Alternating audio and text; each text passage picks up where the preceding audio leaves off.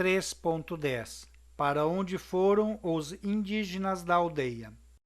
Faz-se necessário analisar de forma mais ampla a política paternalista de José Marcelino para com a aldeia. Olhando apenas os fatos, podemos falsamente concluir que essa política econômica social era característica do governador José Marcelino, que, tal qual um socialista utópico, possibilitava benefícios ao povo guarani em vez de uma política adotada pela coroa portuguesa como um todo. Tal observação pode ser comprovada quando sabemos que o novo governador, Sebastião Xavier da Veiga Cabral, a partir de 1780, iniciou um processo de entrega das benfeitorias feitas pelo governador Marcelino aos homens de bem. Em outras palavras, na aldeia Nossa Senhora dos Anjos foi aplicada, no século XVIII, a política de privatização dos bens públicos, tão em voga hoje em dia pela política neoliberal defensora da ideologia do Estado mínimo, conforme fica claramente exposto no seguinte documento. Aos 28 do mês de julho de 1780, nesta Vila dos Anjos e casa da fazenda dos povos guaranis, a quem se remataram pela caixa da mesma vila as fábricas de engenho d'água e olaria com todos os seus pertences. Os Índios, 1990, página 47. Os campos também estavam passando pelo mesmo processo, da entrega da grande estância das famílias guaranis aos rematantes da mesma. Os Índios, 1990, página 76. E até as casas que serviam de educandário para os meninos e para as meninas guaranis foram rematadas, ignorando solenemente o que ordenou o governador José Marcelino em 1º de outubro de 1778. A respeito do Colégio das Meninas, caso que em algum tempo se desfaça, deve pertencer o mirante à caixa desses mesmos índios que a sua custa o fizeram, e não consentir vosmecê em outra coisa, porque tudo isso tenho feito na forma das ordens de sua majestade, e na forma das mesmas reais ordens devemos amparar ditos índios, sem consentir que os vexem ou defraudem dos seus bens. Os Índios, 1990, página 35. 2 anos depois, o governador era outro e a política del rei para com a província mudou. Diante da falta de onde retirar o seu sustento, não foi por acaso, após esse processo de privatização, que a população da aldeia de Nossa Senhora dos Anjos caiu de 2.712 para 1.362, ou seja, menos da metade da população existente na época do governador José Marcelino. Essa enorme diferença na forma de José Marcelino e Sebastião Xavier tratarem os guaranis da aldeia certamente se explica pela mudança da conjuntura política na província de São Pedro, referente à ameaça espanhola. Portanto, longe de uma simples comparação entre os dois administradores a serviço da coroa portuguesa, trata-se de perceber as mudanças na política adotada pela própria coroa, quando, num primeiro momento, os guaranis eram uma peça estratégica no jogo do poder para fazer frente às ameaças de invasão espanhola, mas foram descartados como um peão sacrificado nessa nova estratégia do jogo, demonstrando a pouca importância dada aos guaranis pelo El-Rei Nosso Senhor. Diante de tudo isso, uma pergunta não quer calar: para onde foram os indígenas da nossa aldeia? A queda populacional na aldeia Nossa Senhora dos Anjos é uma prova irrefutável de que muitos indígenas foram embora, provavelmente instalando-se em outras regiões da província de São Pedro. Entretanto, talvez a pergunta mais importante a ser feita seja: quais os motivos que levaram à redução massiva do número de indígenas da nossa aldeia? Não há uma única resposta a essa inquietante pergunta. Na verdade, várias respostas se encaixam como se fossem peças de um imenso quebra-cabeças. O desestímulo econômico vivido pelos guaranis, entre eles a cobrança de dízimo pelo novo governador, que afirmou ser um abuso de deixarem os índios de contribuírem com o dízimo, que são obrigados a pagar a Deus sem exceção todos os católicos. Os Índios, 1990, página 77. Ironicamente, tal cobrança veio na mesma época em que os guaranis perderam o seu sustento devido aos arremates dos moinhos d'água, da olaria e das estâncias, como todo o seu gado.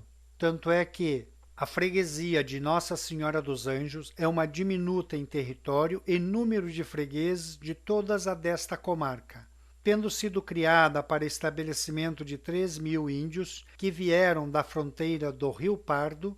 Presentemente não se conservam nela mais de 300.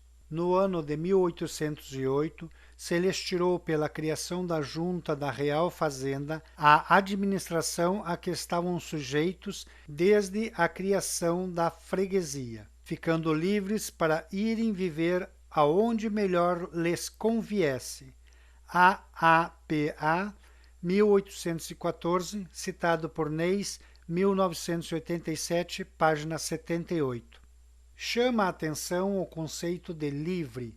Quando os guaranis foram libertos da criação de gado, dos moinhos, da olaria, dos teares e das casas, em outras palavras, a miséria de se tornarem despossuídos os tornou livres. Sem dúvida, esse processo de privatização foi um dos motivos para a saída dos guaranis da aldeia, e certamente essa é uma resposta, mas não é a única. Outra resposta pode ser encontrada no educandário das meninas, nos casamentos arranjados com os brancos portugueses e seus descendentes em troca de um dote e do compromisso implícito de povoar as terras del rei. Claro que não podemos esquecer os casos de meninas indígenas capturadas à força pelos matos para viverem com algum colonizador, pois a violência contra os primeiros habitantes do Brasil, infelizmente, até hoje continua sendo regra. Outro motivo relevante para a saída dos indígenas foi a desvalorização da sua cultura e, ao mesmo tempo, a imposição da cultura portuguesa, principalmente através da obrigatoriedade do uso do idioma luso e da devoção aos santos católicos, como era apregoado dentro e fora dos educandários. Neis, 1987, página 96, menciona que havia famílias indígenas nas proximidades do Itacolomi e que realmente falta ainda fazer um estudo sobre a integração dos indígenas na comunidade gravataiense pela miscigenação, descenderem de alguma bisavó ou de algum tataravô índio. Os caboclos preferem chamar esses antepassados de bugres. Portanto, ao contrário do que escreveram Marta e Marta, 2022, página 74, o sonho de José Marcelino não desapareceu, mas foi substituído por uma nova estratégia colonial portuguesa para povoar estas terras. Sobre os indígenas que habitavam a aldeia de Nossa Senhora dos Anjos, é possível afirmar que as famílias mais antigas de Gravataí, Glorinha, Canoas e Cachoeirinha certamente possuem algum sangue guarani na sua árvore genealógica e, por consequência, na sua herança genética. Afinal, os filhos de indígenas com brancos passavam a ser considerados brancos a partir da segunda geração. Costa, 2007, página 30. Entretanto, como nos revelou o professor da Canal, ao contrário do que se possa pensar a princípio, esses casos de miscigenação são isolados e não representam a regra, mas à exceção de uma história em que houve praticamente a extinção do índio no Rio Grande do Sul como resultado de um processo de mais de 3 séculos nas quais ocorreram a Guerra do Homem Branco contra o Indígena, a ocupação de todas as suas terras pelo colonizador, a disseminação das epidemias introduzidas por este, a utilização do índio e de seus descendentes como carne de canhão nas guerras como prata e nos conflitos das facções rivais da classe dominante sul-riograndense durante o século XIX. A expulsão dos últimos descendentes dos indígenas, geralmente já acaboclados, para as cidades, onde morreram de desnutrição desde meados do século passado, quando já estavam poucos.